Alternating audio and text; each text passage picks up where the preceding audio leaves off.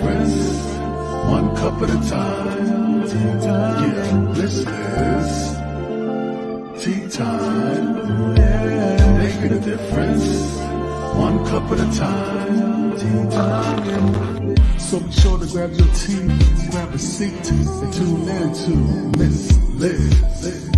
Tea time. Making a difference, one cup at a time. Tea time, yeah. Tea time.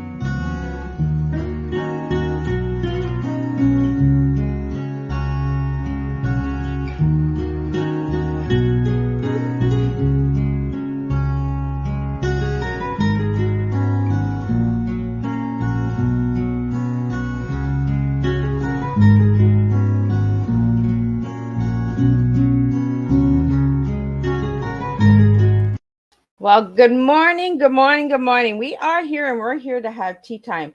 Now, we started off really calm this morning because I want to have a nice, calm, serious conversation this morning with the incredible Stacy Stewey. We're going to be talking about hands for life, and we really need to just take a moment sometimes and slow down. So, I want you to grab your teas, grab your coffee, grab your beverage of choice, and let's sit and serve a good, strong TEA this morning. So before we get started, we're going to do all the disclaimer and intro and bio and all of that good stuff and just give you time to settle in before we have a good long discussion with the guests this morning.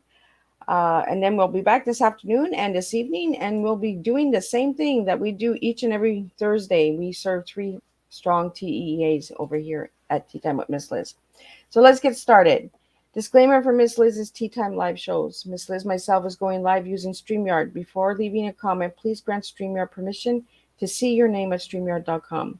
Please be advised the content brought forward for any Tea Time show hosted by myself, Miss Liz, is always brought forward in good faith. However, may bring forward dialogue and opinions that are not representative of my platform. The facts and information are perceived to be accurate at the given time of airing. All Tea Time guests and audience participants are responsible for using their good judgment in taking any action that may relate to the discussion. The content brought forward may include discussion for some where they may be emotionally at risk. It is significant to note that the show is engaging in discussion forums only to offer and inspire awareness and connection and is not providing therapeutical advice. If you have any questions about this disclaimer or the panelist discussion, you may freely contact me, Miss Liz, through my email at bookingmissliz@gmail.com. Moving forward, should you choose to voluntarily participate in today's show in any aspect, I myself, Miss Liz, welcomes you. And should you decide that the show is not made for you at this time, I respect that and I will see you at a later show at a later date and time. And remember, this year, tea times are all done on Thursday. So now let me give you a little intro into the incredible Stacy. Stacy is an entrepreneur who built a successful hospitality company where she owned and operated hotel properties, freelanced as a hotel feasibility consultant, and was a consultant investor on a 60 million resort startup. She served as an executive director of an assisted living and memory care community where she gained experience in the senior living industry. She is a visionary who takes ideals and brings them to life. After being in the seniors living and hospitality industry for her whole career, she felt called to take experiences and knowledge and serve those in developing nations. We all know we are in an aging crisis in the US, but the few realize we are in a global aging crisis where there is no plan to care for the vulnerable and forgotten senior population. It has been the revelation of how Hands for Life was born. And that's what we'll be talking about this morning is Hands for Life. So I'm going to grab Stacy and we're going to spill a good TEA this morning. So let's welcome Stacy into the studio. Welcome, Stacy. It's an honor to have you here. Thank you for having me. So Stacy, tell us a little bit about yourself, and if anybody would like to know more about you that I haven't mentioned already. Yeah, I grew up with my grandparents living in the same home as us. They had an apartment downstairs. So I, at an early age, really grew to understand the value of the older generation. I have always respected and honored and just loved to hear the stories of time ago from my grandparents. So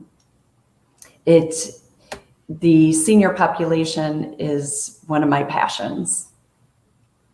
So Stacy, since a young age, you've been around the elders. So what have you learned about the elders that many of us might not even notice? Again, just the value that the generation holds for us. There's so much to learn, so much wisdom to gain from an older generation, and about culture, about politics, about the way things were. And I think we miss that a lot of times in moving about our days. We don't call upon that older generation to guide us as much as we should. So could you tell us when Hands for Life was founded? I started Hands for Life 3 years ago. I was working as an executive director running an assisted living memory care community. And that was a really difficult job just because of the really just the corporate environment of it. And so I left that position and took about 2 months to pray where God wanted to use me. Where was it and what was I supposed to be doing with my life? And I wanted a job where I was making a difference every day in somebody's life. So I was at lunch with a colleague of mine, and he said, "Stacy, what is it that you want to do? What's your perfect job?" And I said, "Well, it would be assisted living, but in developing nations," because my family and I had been missionaries, been on the field before. And I said, "But I have 3 kids in college. I can't go be a missionary right now." So he said, "Well, why don't you start your own organization taking care of seniors?" So that's what I did. We are in a global aging crisis, like you said in the intro, that right now 60% of the world's aging population lives in a developing nation. And by 2050, that number is going up to 80%. And these countries do not have any resources. They don't have Social Security. They don't have where you could walk into a hospital and get medical attention or a homeless shelter. So we need to start addressing this issue, and that's what Hands for Life is doing. I like that you're giving the numbers because I think people need to hear the numbers, and that's what we're here for, is to bring the education to the table. A lot of people don't realize how severe the aging crisis is. And I'm glad that I have you here this morning so that you can share that with us. So you mentioned missionaries. So did you ever do any missions as a child, or was it something you always looked forward to doing? No, not as a child. When my children were in about middle school age, my husband and I wanted to introduce them to different cultures and to really see the world, and not everybody lives like we do here in America. We wanted to expose them to people who have nothing and no one. So that was doing those mission trips and really serving the least of God's people. That was transformational. And I now know that was the start of Hands for Life, giving me that desire to make a difference. So where did the name Hands for Life come from? Hands for Life is an organization where we're lending a hand for life. So we want to be very cognizant that we are not giving handouts, that we're an organization that empowers, educates, and equips the nationals to go care for their own. So Hands for Life has a very unique way of addressing the global aging crisis. We want to work at solving the problem, not just putting a Band-Aid on it. So we're not about building buildings. We're not about building assisted living. We are solving the problem by getting to the younger generation. We realize that it's that younger generation that needs to learn the circle of life. So your parents took care of you. There comes a time when you need to care for them. So we partner orphaned children with orphaned seniors, and we put them together in an intergenerational home where the seniors impart their wisdom to the children, and then the children learn to honor and respect their elders. I like that. I Yeah. really, and this is what it is, right? We got to stop putting Band-Aids on things. We got to start Right. finding solutions. Band-Aids are not fixing anything. Building buildings and buildings and buildings, and then these buildings end up becoming empty. Correct. Let's start really finding some real strong solutions. And I really like the way that you've done that, because I think we can both learn from different generations, right? It's that generational cycle of learning. Mhm. The elders teach the youngsters teach the elders, like how the transformation, technology, and all of that stuff. uh, that is really different. I really appreciate you doing that, Stacy. um, we have a couple questions that are popping in that I just want to shout out to you. They want to know what the 4 W's are. I'm guessing that they're checking the website. The who, what, where, and why are the 4 W's. So who is the people? We say we care for people from womb to tomb. So we're caring for two very vulnerable population groups in the Hands for Life model, and that is the children and the older adults. So we are putting them together, and that is really our why, is to put a spotlight on elder abuse, neglect, abandonment, and to change the way that people think of our grandparent generation. We want them to be respected and honored. So we're educating that younger generation to honor and respect, and then to care for. So we're solving a lot of humanitarian issues within Hands for Life. It organically grows and grows and grows with this one model of caring for the aging. When we pair these two together, it's a win-win on both sides. The children are learning from the older generation, but the older generation also learns from the younger generation. And what we do is we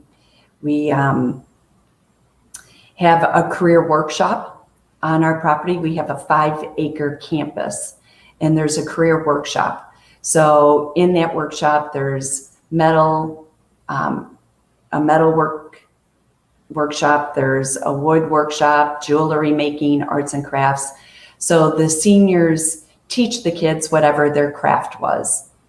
We also have aquaponic and hydroponic farming. So we assess the children to see what their passion is. And then the older generation teaches them. So they'll teach them the farming, But if the kid is more of a sales type kind of person, we teach them how to sell the produce to the local market. Or if they want to get into healthcare, they job shadow the caregivers that we employ. So it is rewriting the narrative of the children, and we're giving them job training, job skills, and we're suiting them up with the armor of God. And the vision is that when they come of age, we will give them our senior living model and partner them with a business person in their country and have them go build an assisted living, the best model that we have designed, and then they take care of their own people. So it's a win-win on both sides. So you pair up the children with the seniors. So we have a question here. Has it decreased the elders' abuse by doing that? Yes, because we educate these children and really expose them to this generation, this grandparent generation, and they learn the value of them. So when I was an executive director, I remember we had Halloween time. I brought in the kindergartners to trick or treat, and we had all of our seniors lined up to hand out candy, and the kids did a parade. And there were some of these little ones who were scared of the seniors. They had never seen a person in this age category. So they were asking questions like, why is their skin different? And why don't they have any hair? And what is that funny chair that they sit in?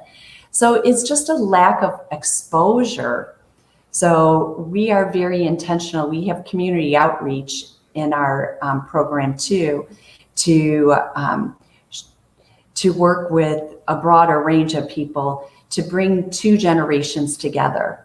So when you educate and you expose, then they have a love and honor for that. So it does decrease the abandonment and the abuse. And in our community outreach too, we work with, we know it's God's original intention to keep families together. And in developing countries, a lot of times families put their children in orphanages just to give them a better life. So we work with families who are struggling to care for their children, so families can stay together. But we also work with families struggling to care for their aging parent, to give them the education about the aging process and what is going on with their parent.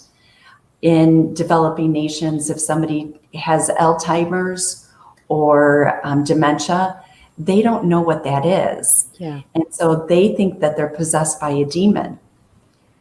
We just had a woman in our community outreach in Nigeria. She was being taken care of by neighbors, and they didn't know that she had dementia. And so she was having an episode, and they brought her to a witch doctor.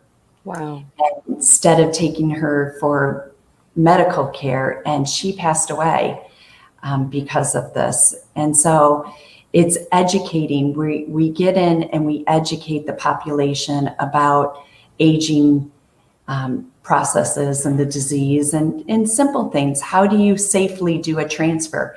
How do you safely get mom out of bed to a chair without dropping her or dislocating a shoulder? So with this education and paying attention to caregivers and caregiver stresses, that decreases elder abuse and neglect and abandonment. I really like that you brought that up about caregivers, because we don't give enough, appreciation to caregivers and how hard it really is to be a caregiver. And it's sad that we don't have that education out there, that they have to turn to. Automatically it's witchcraft, it's demons. There's so many illnesses out there, and a lot of these countries that don't have the education, that's all they've been taught, right? So I'm really glad that you're going into these countries and you're saying, hey, no, it's actually an illness. There's Yes. nothing evil about this person or sickness about this person. They're actually living with an illness. So how do you bring education to these countries? Because I believe you're in Nigeria and Honolulu, right? Honduras. Honduras. Where did Yes. Honolulu? I guess maybe I'm going there. You want to go to Hawaii? Honolulu. Like I'm not hot enough, right? Yes. Um, Education is the key, right, to everything. Education is so important. And so I am collaborating with senior living experts from all over the world. And we have this unique opportunity to develop a way of caring for the aging population in the most beautiful, honoring, respectful manner.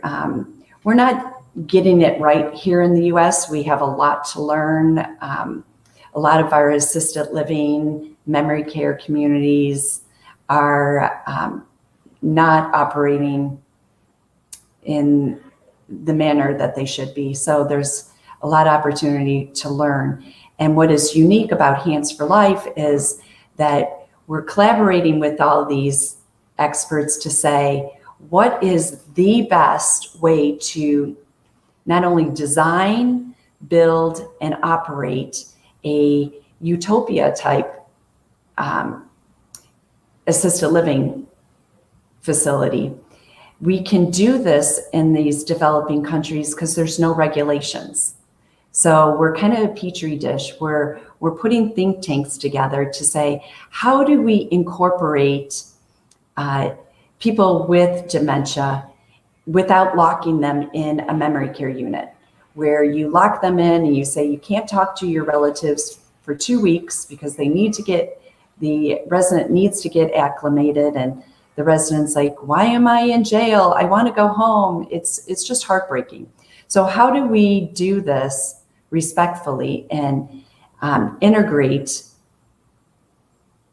memory care residents into a family, into this intergenerational family, and allow them to age in place gracefully? So again, we're collaborating with experts, and research is going to be done on this, and hopefully the best practices will be brought back here to developed nations to implement. So we're on the cutting edge of something very beautiful and unique that we're doing. Well, and you mentioned the United States. I'm in Canada, and I feel the same way. We have all of these resources here in our countries, but we're Mhm. not educating ourselves. We're not looking at the opportunities of how we can help others in different communities and nations. By getting that education out there and empowering the nations of all the world, we can actually make a difference and find that solution that you keep mentioning, Stacy, is, let's stop putting those band-aids on there and let's really get a solution so that we can help all of the elders out there. Um, we do have a question here that says opportunity to learn. What does that mean to you? Opportunity to learn is collaboration. And I am a big proponent of that. I feel that collaborating is key. There are so many different organizations and people doing phenomenal research and studies, and have really honed in on particular areas that we are going to incorporate in our project. So we don't want to reinvent the wheel. We need to learn and grow and implement what people have already studied and proven works. So we are looking for the best of the best models and put it all into a brand new business model. We have a question here for you, Stacy. How do we, and I have younger children that are scared of elders. How can I help them get over that fear? I feel it is exposure. There are many opportunities to bring your children to a independent living community, an assisted living community. The children, when my children were little, my grandparents were in a independent living. Well, it was a CCRC community, a continuing care. So there was independent, assisted, skilled nursing. And I would bring my children every week to go visit. And they looked forward to it. The elders looked forward to seeing the children. And it's just a very beautiful dynamic, out of the mouth of babes. The children just blurt out whatever comes to their mind, and the conversation that happens between the two generations is just so pure and comical and heartwarming.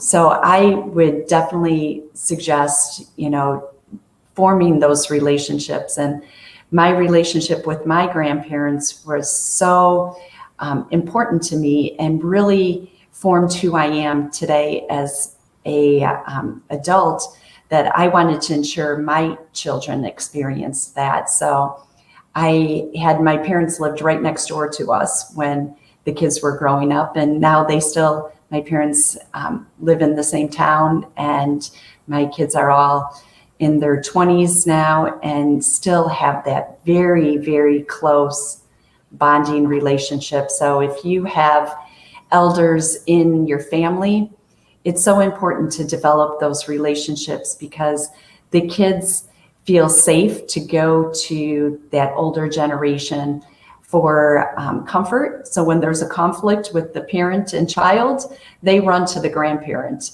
And, grandparents are a soft place to land. Being a grandma, I totally get it. Like, yesterday I spent the day with my granddaughter, who's going to be 2 on the 16th. And just having her run into my arms and feeling that comfort and safety, it's really magical. We have a question here for you. Can you give me 3 tips you've learned from your grandparents? Well, my grandparents they went through the Depression. So I learned from them to conserve, because they were so frugal with their money. So to this day, I cannot buy anything unless it's on a sales rack. I have to wash out the Ziploc baggies and reuse them. I thought the perforated paper towels, where you don't have to use a whole paper towel, it was like a great invention. So to be very wise with your money, and I teach that to my children, that choose where you're spending your money. We are not about things in our family. Who cares about things? You can't take them with you. We're about making memories. So we'll forego buying a ton of clothes or the latest gadgets. We rather take a wonderful trip and travel and see the world. So that was a great lesson that I learned from them. I also learned from them the value of family. They, times were different back then, where there was not cell phones and technology. Families sat around a dinner table and talked and communicated. And, there were 3 channels on TV. So, nowadays my children go into one room and we're in the other, and everybody's doing all their own things on their devices. Yep. So really focusing on the family and quality family time was something that I gathered from them and learned from them. And the last thing I would say, I learned from my grandparents really just to rely on God. They taught us the importance of having that closeness with God. And we experienced that in 2022, had a terrible, terrible year where I was diagnosed with breast cancer. At the beginning of the year, on June 2nd, I had surgery to remove the cancer. 3 days later, my 24-year-old son, I had a horrible accident and he fell 90 feet into a stone quarry. So we lost him, and then I had radiation for 2 months, and the end of the year, my husband lost his job. So it was just a horrible 2022, but we ran to Jesus, and that is what got us through. You don't really get through, losing a child, but only God can give you that peace and that unexplainable joy to be able to move on with your day and get out of bed and not spin into depression. So learning that strong faith from my grandparents was so valuable. Well, and I really like that you say, memories over material, because we really need to value, like you said, 2022 was a rough year for you, Stacy, and I'm glad that that you're better and things are starting to look up. We really have to really understand life, stop taking it for granted. Right. Let's really look at the important things. All that material stuff doesn't go with us when we pass. The memories are with our loved ones. So let's start making better memories and better time to communicate. And you brought up a lot of good things. And I'm glad that this person asked this question about the 3 things you learned, because communication is one thing that we are lacking. Everyone is so divided, like you said, different TV shows, different things. You know, uh, it really has changed. The times have changed. And I really like that you're bringing the generations back together by joining them together. So I want to thank you for that, Stacy. And I want to thank the viewer for asking that question. That really opened up a lot of things. And that's what tea time is all about, right? Is the communication. So let's really start communicating and having that conversation, that one-on-one, like, how's your day going? Like, what are you doing today? Where do you want to go in 5 years from now? So I think now is a good time to ask you, Stacy, what is your T? If I give you the word TEA, what words are you giving me today? Transformation, education, and appreciation.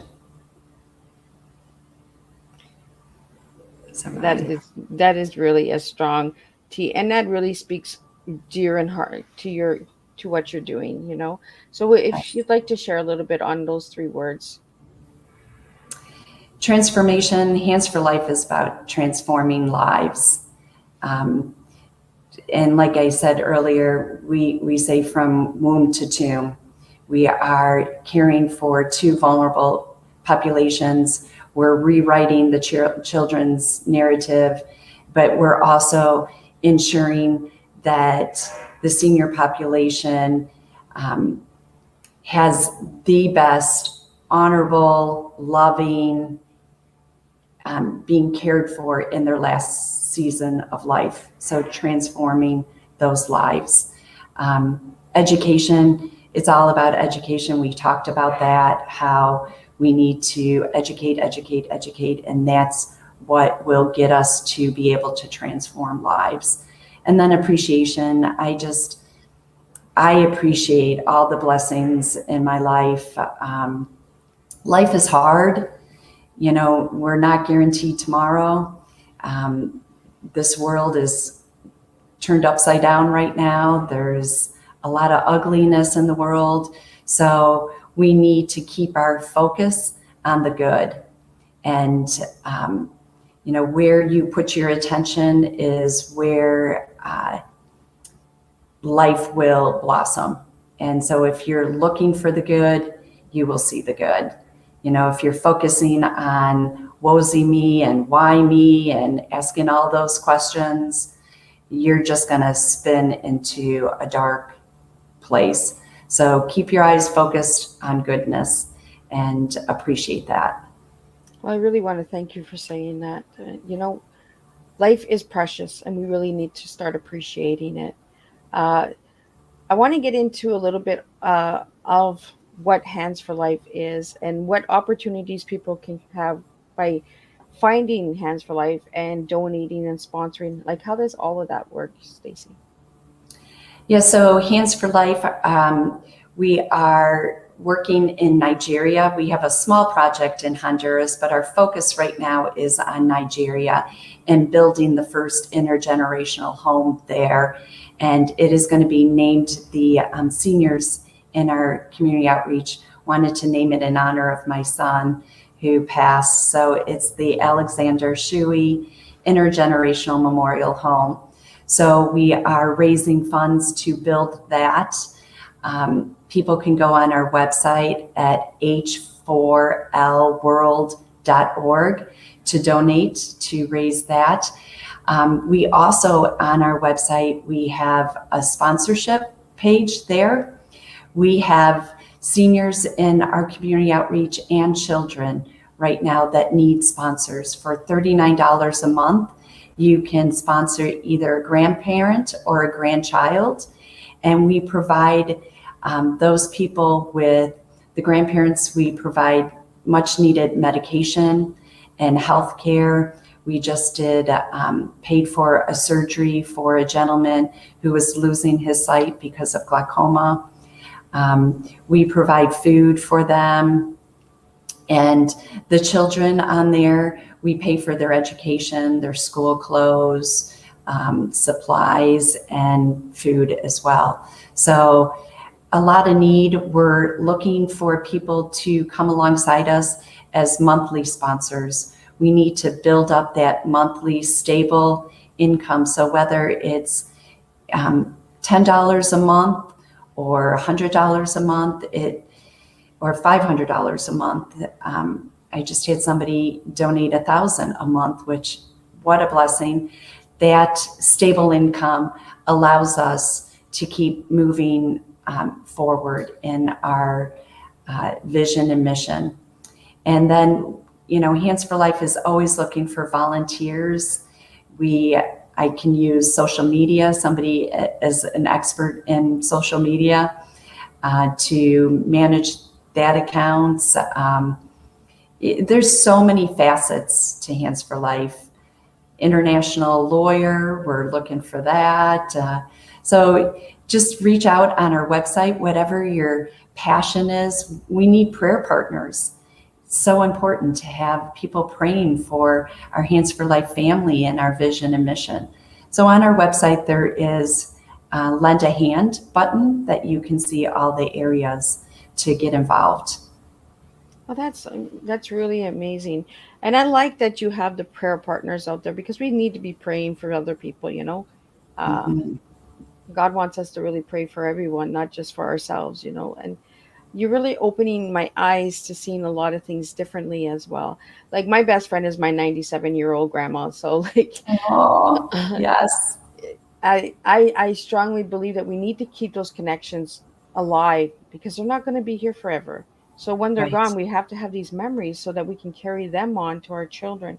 It's almost like what your grandparents have taught you, how to conserve, how Mhm. to look where you're buying. I'm the same way. I'm the clearance girl. Like if I can get something for $2 instead of 200, I'm going to the $2 sale. Like That's right. we really have to just really appreciate things. And it's okay to have secondhand stuff because Mhm. sometimes, it has a story behind it. It has history behind it, Yes. the tradition of why they use that. Like for me, with the tea cups, it's the story, who painted it, who created it, who drank from it. Was it passed down from great grandma to grandchild? These are the stories that we need to keep alive. um, I want to get into serve a mission. So, do you have mission opportunities as well? We do. We are putting together a mission trip in July. And then we are also looking at September, a medical mission trip. So July will be more get your hands dirty. Some of the elders in our Hands for Life family live in just little huts. There's one gentleman that has just some palm branches draped around, and that's where him and his wife have a little hole in the ground, and that's their toilet. So we would love to build him a proper bathroom inside, but his roof leaks. So when it rains, everything he owns, clothes and them, and the dirt floor just turns to mud. So that trip is going to be like, let's do some hands-on good work. And then the medical mission trip will be just lining people up to do exams and help them in various ways. We're bringing down some surgeons and dentists and all that type of thing to work on that. So those are the two trips that we're just in the works on planning right now. So how do people get it? How do they reach out to join that if they'd like to? Again, on our website, there is, under that lend a hand, they'll be able to fill out a form, and it will come right to my inbox with whatever questions people may have for me. If they are interested in mission work, tell me a little bit about, what they desire to gain from a mission trip and what they're looking to do. Is it evangelize? Is it spread the gospel? Is it, help repair a roof? Is it a medical mission? Lots of opportunities. So any organizations like Habitat for Humanity, are they involved with you as well, Stacy? We will be making partners once we build our campus to get those types of different organizations involved. Because again, it's about collaborating. We don't need to reinvent the wheel. And there's wonderful organizations who are focused just on feeding the hungry. So we will partner with them to concentrate on that. There's evangelical missionary organizations will partner with somebody who already has programming going to spread the gospel. So yes, we will be collaborating with many, many different nonprofits. I really love that you say the word collaborating. And I think a lot of the viewers and listeners out there would agree. We need more collaboration in this world, Yes. not just in the United States, not just in Canada, but globally. We need more collaboration. It's okay to reach out and say, you know what, you already have this. So let's stop building and Right. and you said this right at the beginning of the show, Stacy, is that we're not building a building. We're building what we already have. We're using what we already have. We're conserving. We're using the resources that we already have. And I think right. we would make a real big impact in everyone's life, the seniors and elders and children, if we started collaborating more and stop building. Let's turn to our neighbors. Let's ask for that cup of sugar so that we can make a better cake, add some little sweetness to it. Instead of saying, okay, well, I like what you have, but I'm going to build it 10 times better. Okay, let's work together and let's build 10 times better by collaborating, right? We have our doctor that is our Hands for Life doctor. She's from Toronto. And because of Zoom, we can collaborate with people from all over the world, but Hands for Life model is not, again, it is to empower and equip nationals. We're not this foreign agency coming in with all the answers and do it our way. We're the best way. We want to really empower the people in the country to go and do great things in their own country. So we're hiring locally, we're creating jobs, we're stimulating their economy, and we do one educational campus. It's an educational campus. It's not, there's only 14 seniors and 14 children in our intergenerational home. And this is a campus to educate, and then for this education to go out spread it to the people. They are to take it. So one campus per country. And it's our vision to launch a new campus every 3 years in a different country. We have a comment that came in and they just said, thank you for collaborating. Yes, so important. I don't, none of us know it all, right? I am the visionary. I am relying on experts to take what they know and run with it. And, you know, thank goodness that there's so many generous people who are not self-centered. You know, there's so many people are willing to share all their knowledge, all of their resources, and say, here you go, run with it. And, you know, it's a big world. You know, people have said to me, oh my gosh, your project is so unique and nobody's doing this. Have you patented this and trademarked it? And I just laugh and I said, why would I spend money doing that? I will give everything to anybody. It's a big world. Go do this. Go do this. And, you know, people say, why don't you do this here in your own country? And I say, there's a lot. There's like, I think it's like 5 million nonprofits in the United States. Like, wow. There's a lot of people doing good here, you know, so you can take the concept that I'm doing and do it anywhere. People can start doing this in their own community. Bring the 2 generations together. Do it in your own family, you know. It's a big world. I really like that you brought that up because I get told that all the time. Miss Liz, why don't you just do Canada? And I'm like, you know what? Canada has a lot of people and we have a lot of, you know, podcasters out there, but we're not having podcasters that are collaborating, that are working together. You know, tune into my show, tune into my show. I'm like, tune into my show if it brings you value. If you can share this one tea time and save someone's life and say, you know what? Here's what you're looking for. Here's the education. Here's a cup of tea that is not a beverage. It is educating and teaching awareness that we all can make a difference in this world. And that's what a true humanitarian is. It's not about having all the answers or being the best of the best. A huge understanding of a humanitarian is people who want to collaborate, people that want to work with others, and they're not about trademarking and all of that, you know, patent stuff. I totally agree with you as well, because I get told that all the time. Can I put my money somewhere else? Can I save a life instead?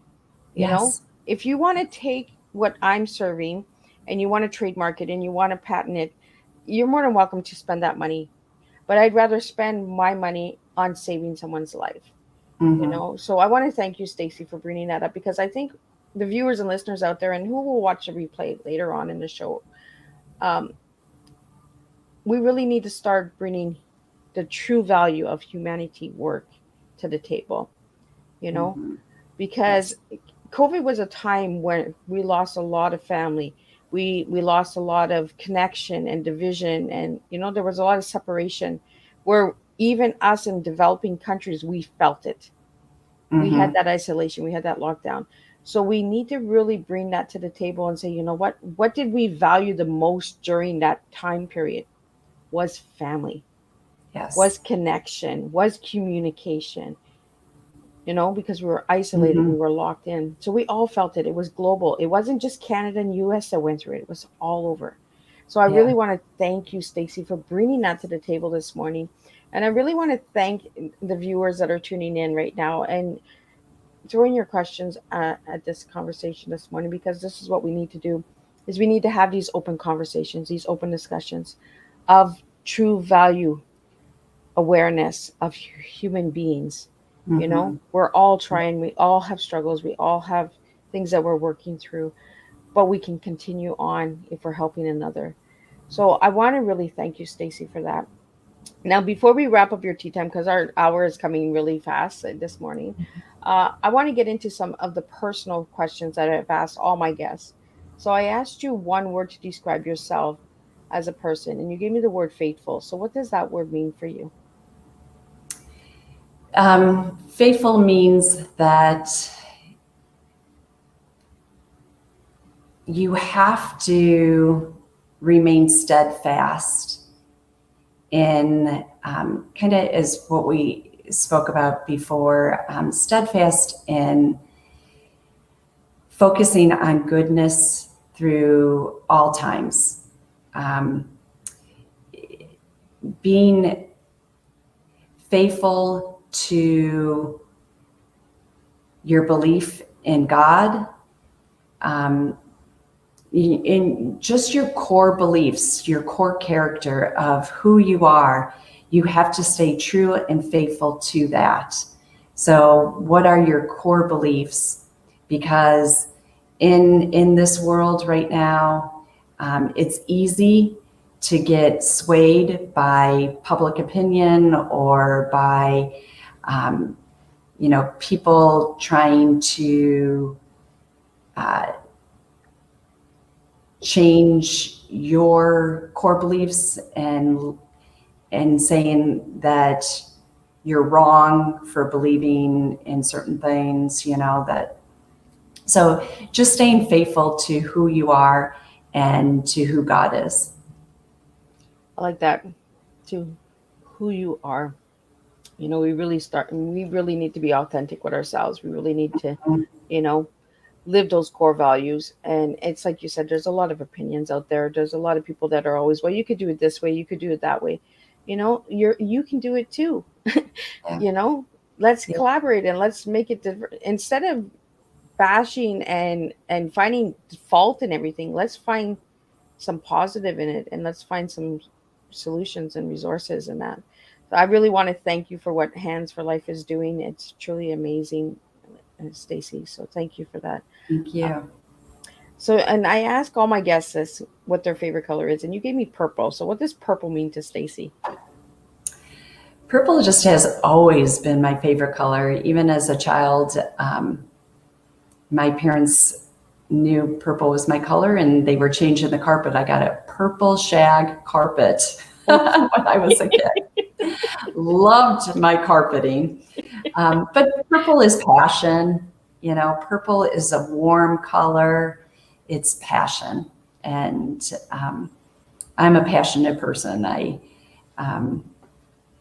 just throw my whole heart into everything. And when I get hooked on something, I go at it 110%. So I think purple just exudes that. I never looked at purple that way. Thank you for that. Yeah. And the shag carpet, I never even knew they made purple carpet. I know, right? It was the 70s. Purple shag. Yes. So we have a question here. Stacy, what is one tip you would give anyone about elders? One tip would be to genuinely have a heart-to-heart conversation with an elder, to ask them about their life story. Everybody has a life story, and you will just be blown away by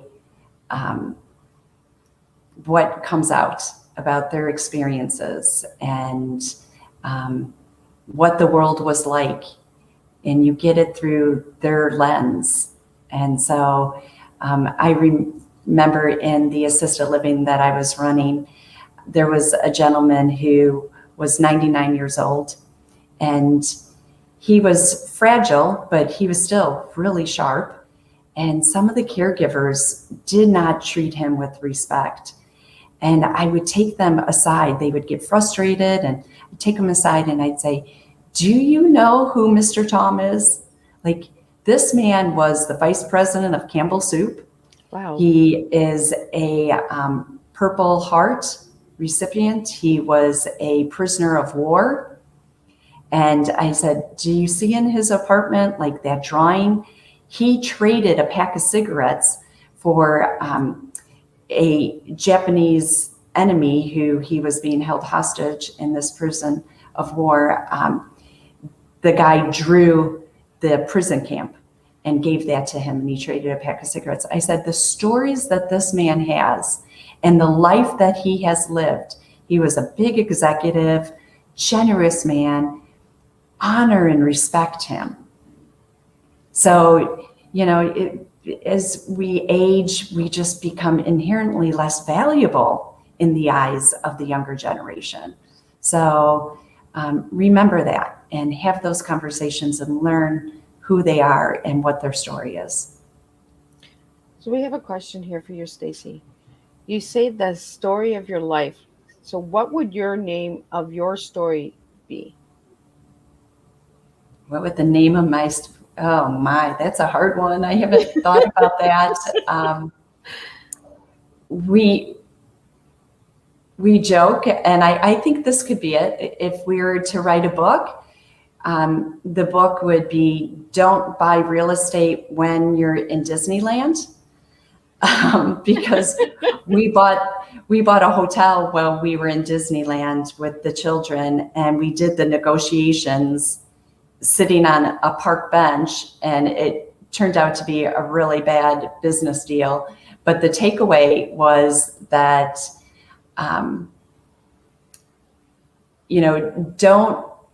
you have to be very focused on taking time when you're making major decisions and life decisions, and really to counsel with God before every step you take and make sure that it's His will and not your will.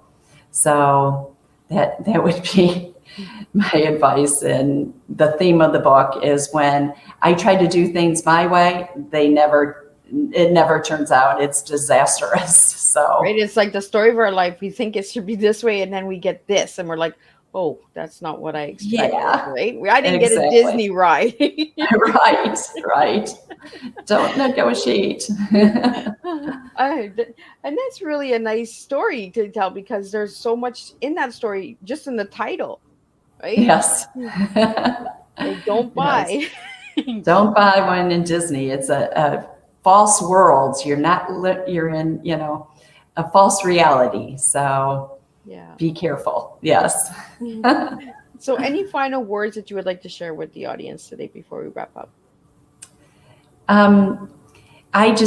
Hands for Life is such a unique vision and mission that God has entrusted me with. And it is large. It has lots of ripple effects. And this is something that I can't do alone. This is going to take the whole body of Christ. It's going to take help from everybody, from everywhere, from all corners of the earth to come together to get involved in this project. So I encourage people, if they are inspired and if they something resonates with them, to reach out to me to find their place in Hands for Life, whether it's through the gift of a donation, or if it's going on a mission, or if it's through prayer. Where are they feeling tugged at? Where is their heart being led? So please reach out to me and get involved, because like I said, it's a beautiful, beautiful vision and mission that it has sustaining aspects to it to change the world. So come be part. And I do want to make one correction on the spelling of my last name. If people are Googling, it's Stacy. The first name is spelled correctly, Stacy, and last name is Shewey. I will fix that. Yes. So if you're Googling to find me, you'll find a lot with the correct spelling. So Stacy, if anybody wanted to reach out to you, how could they find you? Through the website. They can fill out the form, and that will go directly to my inbox. Or my email is very simple. It's stacy.stewey@handsforlife.net. And it's the number 4. So hands4life.net is my email. Well, thank you so much, and I will correct that. I'm so sorry about that misspell. That's okay. And thank you for letting me know, because I do make mistakes. I am human, so, and I do That's right. appreciate all of my guests telling me these things, because sometimes, I and there are little mistakes out there. So, and I will fix that, Stacy. So thank you for bringing that to my Sure. awareness. Um, so I want to thank you, Stacy, for joining us today on Tea Time, and I want to thank all the listening audience and participation this morning on this morning's Tea Time. And I will see everybody at 3 p.m. for a second Tea Time, because that's just how we roll on Thursdays. We do Monday afternoons and evenings. So we will be joined this afternoon with Amanda LOS, and she will be speaking about tea on a different level. So you have to tune in for that one. And then this evening we'll be talking about fishing, deep sea fishing. So that's what we do, Ooh. educate Ooh. on different topics. Even if Miss Liz doesn't understand it, sometimes I just serve the tea. I You only do learn. what God brings to my table. So again, thank you, Stacy, for joining me today, and thank you to all the audience, and thank you for all the supporters out there. I truly appreciate it. Without you guys, I cannot do what I'm doing today. So I will see everybody at 3 p.m. Stacy, don't leave. I will see you in the back. Thank you.